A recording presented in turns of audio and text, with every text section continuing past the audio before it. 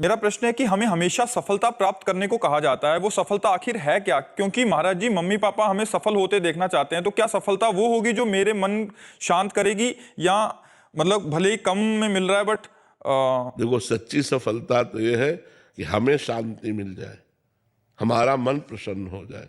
नहीं, कोई सफल नहीं है। जो जहां है उतने में भी उसको ईर्ष्या है, राग द्वेष है, अशांति है, ये माया है। ये चाह मिटती नहीं। जब तक चाह है तो अशांति है, और अशांतस्य कुतः सुखम, जो अशांत है वो सुखी कैसे हो सकता है? तो शांति संतोष में है। जितना प्रभु ने दिया है काफी है। अब हम अपने जीवन को भगवत मार्ग में लगाएं। हम भगवान का नाम जप करें, भगवत भाव से दूसरों की सेवा करें, भगवान की कथा सुने, भगवान का नाम कीर्तन करें। ये लक्ष्य है हमारा। हमारा मनुष्य जीवन का लक्ष्य है भगवत प्राप्ति। मनुष्य जीवन का लक्ष्य है परम सुखी हो जाना। मनुष्य जीवन का लक्ष्य है परम शांत हो जाना। ये सब भगवान में होगा, माया में नहीं होगा। माया में तो जितना मिलता जाता है उतनी अशांति बढ़ती जाती है। देखने में लगता है कि बड़े मौज में है, लेकिन अशांति बढ़ी ना। जब हम मांग के खाते थे, आराम से पड़े बिना बिजली के, तब शांति थी। या आज हम सोफा में बैठे हैं, गाड़ी में चलते हैं, लोगों को लगा होगा कि ये शांति है, लेकिन हमें लगा वो शांति थी, ये शांति नहीं है। समझ में आ रहा है ना? हाँ, लोगों को लगता है व्यवस्था शांति प्रदान करेगी। बढ़िया मकान हो जाए, बढ़िया गाड़ी हो जाए, बढ़िया सब परिवार सुखी हो, बड़ा शांति रहेगी।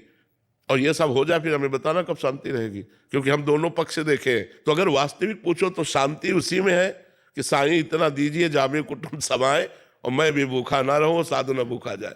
ज्यादा मांग करने से अशांति ही बढ़ती है। तो इसलिए नाम जप करो और लक्ष्य बनाओ भगवत भजन, और जीवन में शांति होती है भगवान से। रुपया पैसा से शांति नहीं होती, पक्का समझ लो। कल आंसू गिरते थे जब कोई गुड़ दे देता, 2 रोटी दे दिया, या 1 मिर्च दे दी, 2 रोटी दे दिया, तो लगता तो भगवान कितना ख्याल रखते हैं कि हम भूखे ना रहे। और भगवान ने मुझे तो रोटी पाते पाते रोना आता था कि कितने कृपाल हो भगवान आप। अगर किसी ने 100 ग्राम मीठा दे दिया तो भगवान कितना प्यार करते हैं, इसको प्रेरित करके 100 ग्राम मीठा। अब आप 1 कुंतल मीठा रख दो आके, कोई हाँ ठीक है बांट दो सब, वो बात खत्म हो गई।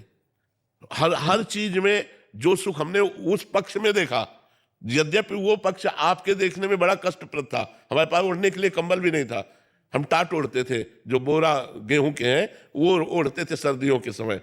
तो हम शांति किसमें मानते हैं? भगवान के द्वारा दी हुई अव्यवस्था में। अव्यवस्था में, व्यवस्था में नहीं। हम तो कहते हैं कि धन्य है वो संत जो अपना जीवन अव्यवस्था में व्यतीत करके पधार गए, कभी व्यवस्था संसार की स्वीकार ही नहीं की। तो जीवन उनका परम धन्य, क्योंकि अव्यवस्था में देखा है भगवान का प्यार। और अब जो है वो तो माया का सब खेल है। इससे हमसे कोई मतलब, हमें कोई महत्व तो नहीं इन सब का, क्योंकि हम जानते हैं सब कूड़ा करकट भगवान की माया ने फेंक दिया। ले खिलौने खेलो, राम ही भजे थे चतुर नर। जो भगवान का भजन करते हो माया के खिलौनों में नहीं खुल रहे। तू अपना खेल विस्तार करती रहे और मैं अपनी जगह हूं, अपनी जगह ही हूं। हम उतना स्वीकार किए जितने में आवश्यकता है, अन्यथा ये सब नरक है। आपको लगता होगा ये सब नरक है, कुछ नहीं, ये सब मायाकृत है। बड़े बड़े सम्राट आए और भोग भोग कर मर के चले गए, आज उनका केवल इतिहास में नाम लिखा हुआ है, कहीं उनका परिचय नहीं है।